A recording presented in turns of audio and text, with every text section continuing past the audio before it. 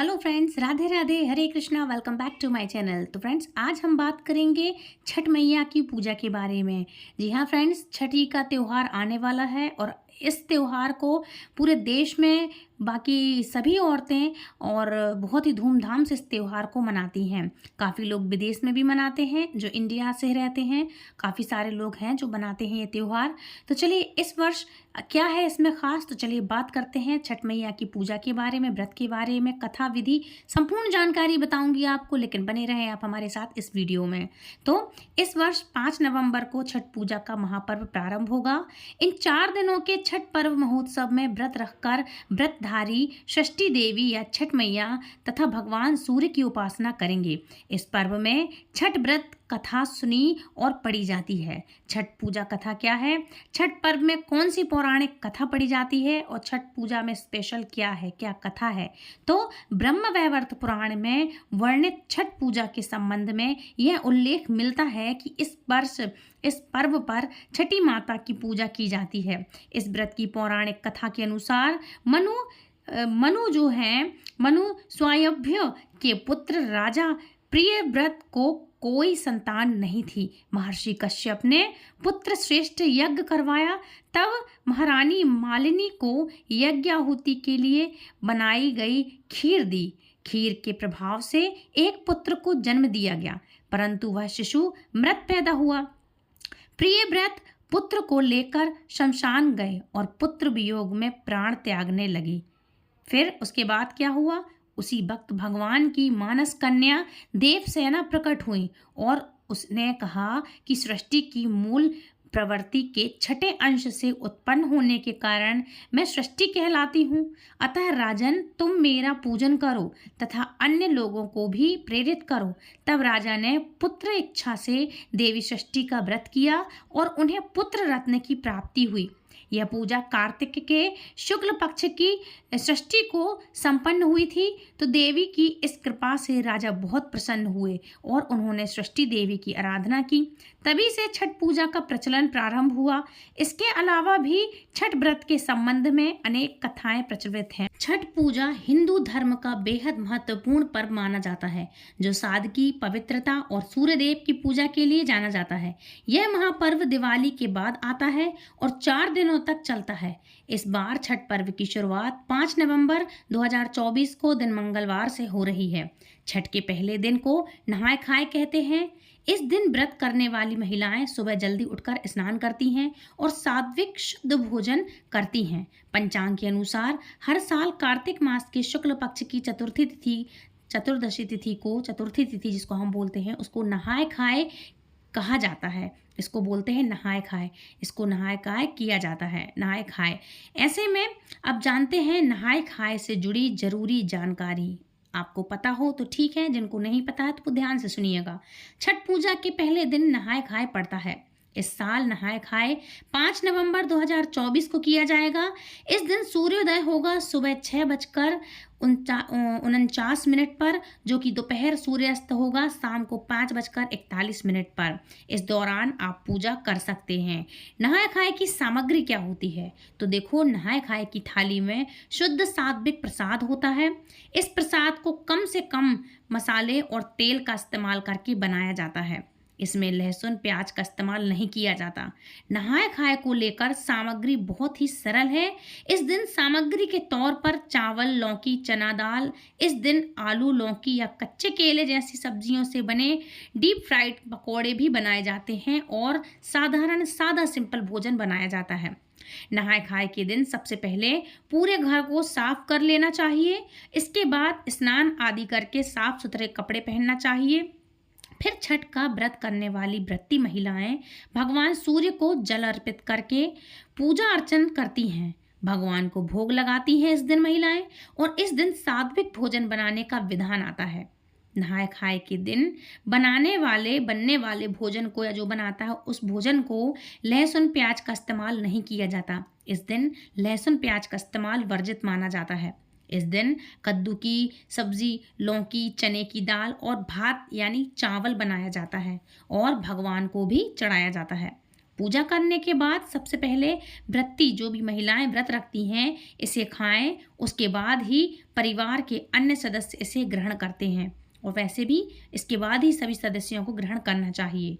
छठ पूजा नहाय खाए का महत्व क्या होता है? तो नहाय खाए के दिन व्रती तालाब नदी में स्नान करती हैं औरतें, और आप चाहें तो अपने घर पर ही साफ पानी में स्नान कर सकती हैं। इस दिन नहाय खाए का विशेष महत्व होता है। नहाय खाए के दिन बनने वाले भोजन को शुद्ध और पवित्र माना जाता है। मान्यता है कि इस दिन शुभ दिन पर व्रती सात्विक आहार ग्रहण करके पवित्र तरीके से छठ पूजा शुरू करती हैं और माना जाता है कि इस भोजन को ग्रहण करने से सकारात्मक ऊर्जा का भी संचार होता है। नहाय खाए का मतलब होता है कि व्रती महिलाएं पहले नहाती हैं, उसके बाद पूजन अर्चन करके सात्विक भोजन करती हैं। इस दिन खाने में चावल, चने की दाल, लौकी इत्यादि ये बड़े ही शुद्ध माने जाते हैं, इनका बड़ा महत्व होता है। जो लोग व्रत करते हैं वे नहाय खाए से लेकर आखिरी दिन तक पूजा के सभी नियमों का पालन जरूर करते हैं। ऐसा कहा जाता है कि पूजा में जो भी सामान इस्तेमाल होता है उसे गंदे हाथों से छूना या जूठा नहीं करना चाहिए और ये वर्जित माना जाता है। और गांवों में खास तौर पर इस पर्व के लिए अलग बर्तन और मिट्टी के चूल्हे बनाए जाते हैं ताकि कोई भी जूठा हाथ इसमें ना लगे, अपवित्र हाथ इसमें ना लगे, जिसका इस्तेमाल सिर्फ छठ के दौरान ही किया जाता है। इस पूजा का प्रारंभ 5 नवंबर से शुरू होगा और इसका समापन अष्टमी तिथि यानी 8 नवंबर को समाप्त होगा। ठीक है। अच्छा, नहाय खाए का सूर्य का जो अर्घ देते हैं ये क्या होता है, कैसे देते हैं, क्या होती है इसकी मान्यता? तो यदि आपको पता हो तो प्लीज़ मुझे कमेंट करके ज़रूर बताइएगा। और अब बात करते हैं छठ पूजा की सामग्री में लिस्ट क्या होती है, तो आप जल्दी से नोट कर लें। तो सामग्री में लिस्ट क्या है, क्या रखना चाहिए आपको? तो पूजा की सामग्री है पीतल का आपको एक पात्र लेना चाहिए, फल, सुपारी, चावल और सिंदूर वो रेड वाला रख सकते हैं और ऑरेंज कलर का होता है इस दिन ऑरेंज कलर का सिंदूर रखती हैं माता और महिलाएं। तो सिंदूर, एक सूपा होता है जिसको हम सूप बोलते हैं, इसमें आता है गुड़, धूप, शकरकंदी, सुथरी और सूपा जिसको हमने बोला अभी, और बड़ा वाला नींबू, पानी वाला नारियल, मिठाइयाँ, गुड़, अरवा का चावल मतलब अरई के चावल जिसको बोलते हैं, गंगा जल, बांस की 2 बड़ी टोकरियाँ, बांस की बड़ी टोकरियाँ होती हैं, बहुत महत्वपूर्ण होती हैं, ये ज़रूर से रखिएगा।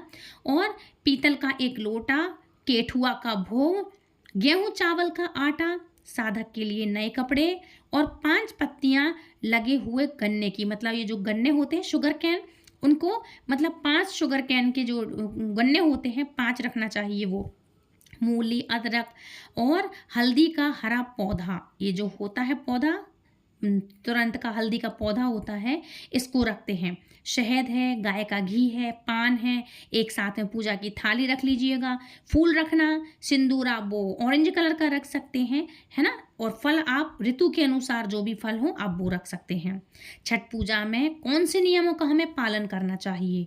तो छठ पूजा के दौरान व्रत करने वाले जातक को पलंग या तख्त पर नहीं सोना चाहिए। जमीन पर आपके लिए इस दिन शयन करना चाहिए। जमीन पर चादर बिछाकर आप सो सकते हैं। इस पर्व के 4 दिन तक व्रती को नए वस्त्र धारण करने चाहिए। महिलाएं जो 4 दिन का इस दिन व्रत रखती हैं, फास्ट रखती हैं, तो 4 दिन तक कोरे कपड़े पहनती हैं, मतलब नए वस्त्र ही पहनती हैं। इसके अलावा मांस और मदिरा का सेवन भूलकर भी नहीं करना चाहिए। ऐसा करने से जातक को छठी मैया की नाराजगी का सामना करना पड़ सकता है और भयंकर दोष और पाप लगता है। लहसुन प्याज का भी इस्तेमाल इस समय नहीं करना चाहिए। पूरे घर में बनाएं तो सिर्फ सात्विक खाना ही बनाएं, मतलब बिना लहसुन प्याज का। किसी से वाद विवाद ना करें इस समय, जब तक आपका व्रत प्रारंभ से लेकर समाप्ति की ओर समाप्त ना हो जाए।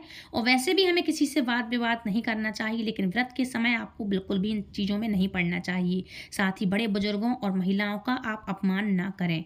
छठ पूजा के दौरान सात्विक भोजन का सेवन ही करना चाहिए, क्योंकि इससे सात्विकता आती है और ये व्रत औरतों के लिए स्पेशली बहुत ही कठिन होता है, इसलिए इनकी इज्जत करें।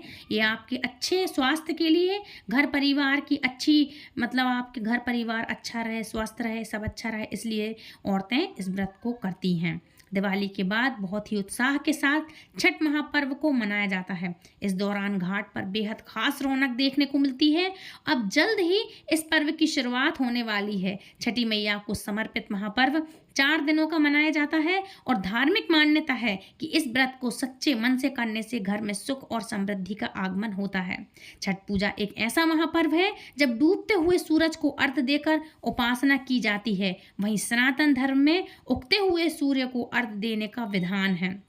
अगर आप भी छठ पूजा कर रहे हैं तो इस पर्व के आने से पहले यह जरूर जान लें कि पूजा थाली में आपको किन चीज़ों को शामिल करना चाहिए, इससे पूजा में कोई भी रुकावट ना आए और ऐसे में आपके लिए गलती से भी कोई गलती ना हो। इसलिए आप इस वीडियो को दूसरों तक शेयर ज़रूर कीजिएगा और दूसरों को सब्सक्राइब करके बताइएगा, दूसरों तक शेयर ज़रूर करें ताकि दूसरे लोग भी इन सब चीज़ों का बेनिफिट उठा सकें और दूसरों से भी कोई गलती से भी गलती ना हो। और आप भी कुछ ऐसी चीज़ें होती हैं ताकि पूजा और व्रत के दौरान आप भी कुछ भी ऐसी चीज़ें हैं जो आप भूलें नहीं, ठीक है? तो नोट कर लेना आप ये सब सारी चीज़ें जो मैंने आपके लिए बताई हैं। छठ पूजा खत्म होगी, शुरुआत होगी 5 नवंबर को और समाप्ति की ओर होगा इसका आखिरी दिन 8 नवंबर को। मुहूर्त मैंने आपको बता ही दिया है। थोड़ा सा कभी किसी और की वीडियो में यदि आप किसी को और को फॉलो करते हैं तो टाइमिंग थोड़ी सी हर जगह की अलग अलग हो जाती है, तो इसमें कोई दिक्कत वाली बात नहीं है। तो इस तरह से आप उगते सूर्य को अलग जल चढ़ाते हैं और डूबते सूर्य को अलग, तो इसमें आप परेशान ना हो कि कहें आप मैम आपने तो ये बताया था यहाँ तो ऐसा हो गया। तो कार्तिक माह के शुक्ल पक्ष की षष्ठी तिथि 7 नवंबर को देर रात 12:41 पर शुरू होगी और 8 नवंबर को देर रात 12:34 पर समाप्त होगी। ऐसे में 7 नवंबर को संध्या काल का अर्घ्य दिया जाएगा और इसके अगले दिन यानी 8 नवंबर को सुबह का अर्घ्य दिया जाएगा। इस तरह से आपको दोनों तरह के अर्घ्य देना चाहिए। और अब कन्फ्यूज़न आपका दूर करते हैं कि आपके लिए कब कहाँ कैसे पूजा करनी चाहिए, छठ कब है, तिथि को लेकर काफ़ी लोगों में कन्फ्यूज़न होता है, नहाय खाए कब रखना चाहिए। क्योंकि दिवाली में ये जो 2 दिन के टाइमिंग गड़बड़ हुई है ना, इसके कारण बहुत से श्रद्धालु जो ऐसे हैं उनको हर चीज़ में बहुत कन्फ्यूज़न हो रहा है। तो मैंने आपके लिए आपका कन्फ्यूज़न दूर कर दिया है। आई होप आज का आपको वीडियो पसंद आया होगा। बहुत आराम से मैंने बताया है, आपके लिए हर एक चीज़ समझ में आई होगी, ठीक है? अच्छा, छठ का महापर्व कार्तिक मास के शुक्ल पक्ष की तिथि में सप्तमी तक मनाया जाता है और इस दौरान चलने वाले महापर्व की शुरुआत इस दौरान सूर्यदेव की उपासना की जाती है, उपासना होती है और छठ की शुरुआत नहाय खाए से प्रारंभ हो जाती है। कार्तिक मास के शुक्ल पक्ष की चतुर्थी तिथि को इसका पर्व मनाया जाता है और अगले दिन मतलब दूसरे दिन नहाय खाए मनाया जाता है। वहीं कार्तिक माह के शुक्ल पक्ष की षष्ठी तिथि को डूबते सूर्य को और छठी मैया को अर्घ दिया जाता है और उगते हुए दूसरे दिन सूर्य को भी अर्घ दिया जाता है। उगते सूर्य को सूर्य देव को अर्घ देने के साथ ही छठ पूजा का समापन होता है और व्रती को खरना पूजा के बाद लगातार 36 घंटे तक निर्जल उपवास करना होता है। तो लेडीज़ खास करके बहुत ही कठिन व्रत होता है, तो कम से कम 36 घंटे तक की निर्जल उपवास रखती हैं। इसलिए आप बहुत ही सावधानी से आराम से पूजा करें। अच्छा, कार्तिक मास के शुक्ल पक्ष की चतुर्थी तिथि को नहाय खाए होगा। इस दिन व्रती गंगा समेत पवित्र नदियों में स्नान ध्यान के बाद सूर्यदेव की पूजा करती हैं। इसके बाद सात्विक भोजन ग्रहण करती हैं। भोजन में चावल इत्यादि खाएं और बिल्कुल शांति रखें, कम से कम बातचीत करें ताकि प्यास भी आपको बहुत कम से कम लगे, ठीक है? इस तरह से आप आराम से व्रत करिएगा ताकि आपके लिए ज़्यादा से ज़्यादा प्यास ना लगे। और एक दिन पहले से जब आपका व्रत हो तो आप लिक्विड वाली चीज़ें ज़रूर से खाते पीते रहिएगा। नमक वाला आप ज़्यादा से ज़्यादा भोजन ना करें, कम से कम भोजन करें ताकि आपको प्यास भी कम लगे। अब बात करेंगे इसकी और डीपली जानकारी में हम जाएंगे तो इसका महत्व क्या है, इतिहास क्या है। तो छठ पूजा की परंपरा कई प्राचीन कथाओं से जुड़ी हुई है। मान्यता है कि रामायण और महाभारत के समय से यह पूजा की जाती रही है। जब भगवान राम और माता सीता अयोध्या लौट रहे थे तो उन्होंने सूर्य को अर्घ्य देकर छठ पूजा की शुरुआत की थी। छठी मैया के पूजन का महत्व क्या होता है, तो छठ पूजा में छठी मैया का विशेष महत्व होता है। वह संतान सुख और परिवार की समृद्धि देने वाली देवी मानी जाती हैं। छठ पूजा में छठी मैया और सूर्य भगवान दोनों की आराधना की जाती है, जो जीवन में नई ऊर्जा और समृद्धि का प्रतीक माना जाता है। सूर्य देव को अर्घ्य कैसे देना चाहिए, क्या होता है इसका मतलब? तो छठ पूजा में सूर्य को जल चढ़ाने की परंपरा होती है। श्रद्धालु सूर्य अस्त और सूर्योदय के समय अर्घ्य देकर भगवान सूर्य से आशीर्वाद मांगते हैं। यह प्राचीन परंपरा न केवल धार्मिक रूप से बल्कि वैज्ञानिक रूप से भी लाभकारी मानी जाती है। 4 दिनों का कठिन व्रत होता है। छठ पूजा का व्रत 4 दिनों तक चलता है, जिसमें व्रती भोजन और जल का त्याग करके संयम का पालन करते हैं और इस व्रत में विशेष नियमों को पालन करना चाहिए। और इसे कठिन बहुत ही माना जाता है, क्योंकि इसको लेडीज और जेंट्स दोनों ही रख सकते हैं। छठ पूजा का पहला दिन नहाय खाए के रूप में मनाया जाता है। इस दिन व्रती स्नान करते हैं और शुद्ध शाकाहारी भोजन करते हैं। इस प्रक्रिया से मन और शरीर की शुद्धि होती है। रखना मतलब दूसरा दिन, रखना का दिन, दूसरे दिन को रखना कहते हैं। इस दिन शाम को प्रसाद में गुड़ और चावल की खीर बनाई जाती है और व्रती इसे खा करके व्रत का संकल्प लेते हैं। इसके बाद व्रत के दौरान सिर्फ अर्घ्य के समय जल ही ग्रहण किया जाता है, सिर्फ जल, वो भी अर्घ्य देते समय। अर्घ्य के बाद सूर्य अस्त और सूर्य अर्घ्य कैसे दिया जाता है? तो छठ पूजा के तीसरे दिन और चौथे दिन व्रती नदी, तालाब या अन्य जल स्रोत पर जल जा करके सूर्य को जल देते हैं, मतलब अर्घ्य देते हैं। और सूर्य अस्त, यह सूर्य अस्त और सूर्य अर्घ्य क्रमशः अंधकार से प्रकाश की ओर यात्रा का प्रतीक माना जाता है। मतलब डूबते हुए सूर्य का और अंधेरे में जब सूर्य उगते हैं उसके पहले व्रती को ये व्रत की शुरुआत करनी चाहिए। मतलब सूर्य देव जब आ रहे हों, अस्त होते हैं, तो अस्त में उनको सूर्य देव को जल दिया जाता है और उनके उगने से पहले जल में खड़े होकर के उनको जल अर्घ दिया जाता है, जल का।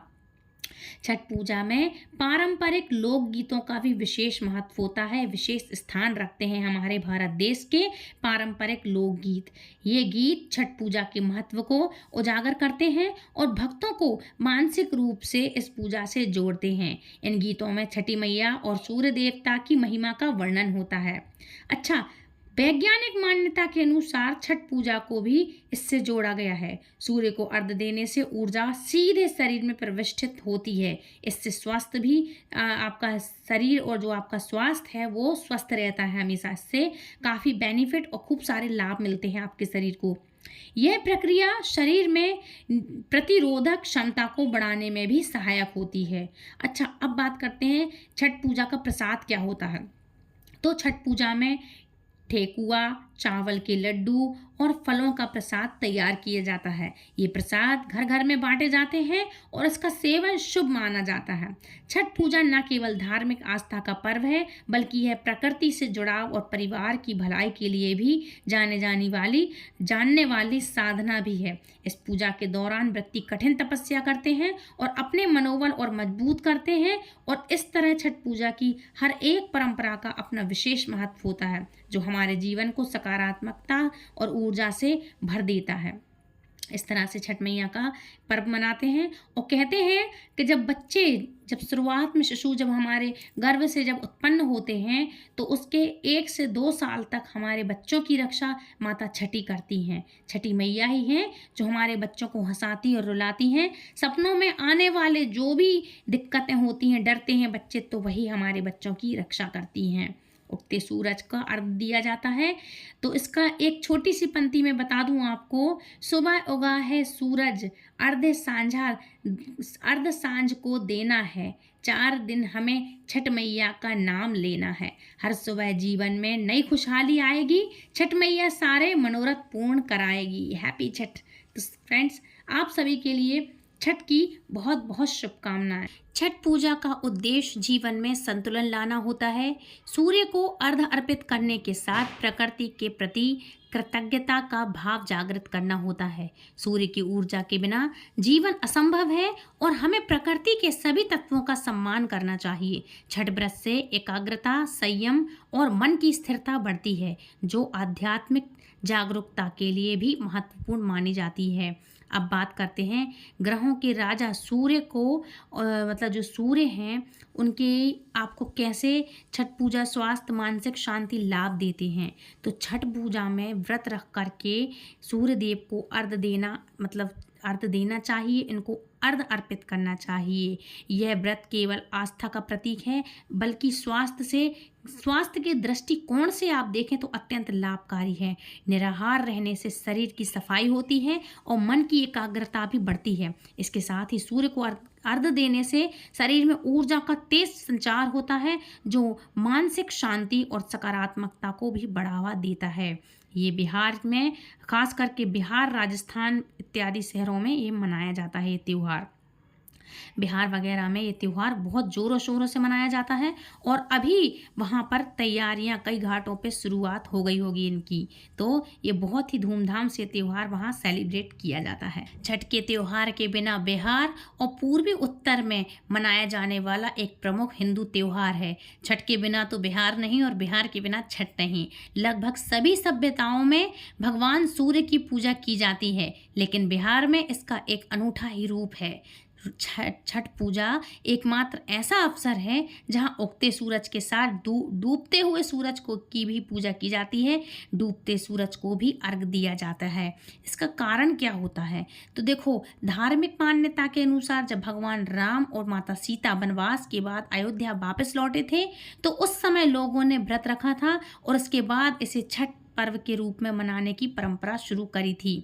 अच्छा, अब बात करते हैं क्या कुंवारी लड़कियां भी जिनकी शादी नहीं हुई है वो लोग भी छठ की पूजा का व्रत कर सकती हैं? तो देखो, हिंदू धर्म ग्रंथों में वर्णित है कि यह व्रत केवल विवाहित महिलाओं के लिए ही नहीं है, इसे कोई भी अविवाहित महिला या विवाह योग्य महिला रख सकती है। ये भी इस शुभ दिन पर उपवास रख सकती हैं और माँ गौरी और भगवान गणेश की पूजा कर सकती हैं ताकि उन्हें भी मनचाहा जीवन साथी पति रूप में मिले। और जो लड़कियां जो शादीशुदा हैं, जो लेडीज़ हैं, वो अपने अच्छे घर, अच्छे वर, अच्छे स्वास्थ्य के लिए व्रत रखती हैं। ठीक है, तो फ्रेंड्स, ये थी आज की वीडियो। आई होप आज की वीडियो आपको पसंद आई होगी। यदि पसंद आई है तो प्लीज़ वीडियो को लाइक, शेयर, कमेंट करें, चैनल सब्सक्राइब करें और यदि आप हमारे चैनल से पहली बार जुड़ रहे हैं तो हमारे चैनल को बेल आइकन पे ऑल पे प्रेस करें ताकि आने वाली वीडियो की नोटिफिकेशन सबसे पहले आप तक पहुँचे।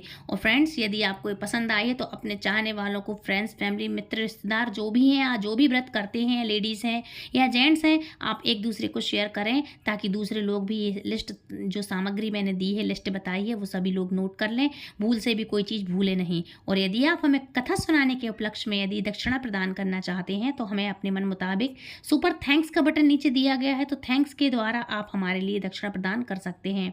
तो फ्रेंड्स, मिलती हूँ नेक्स्ट वीडियो में। तब तक के लिए राधे राधे, हरे कृष्णा। और please like, share and comment, subscribe my channel. Radhe Radhe, Hare Krishna. Happy Chhath once again. Hare Krishna.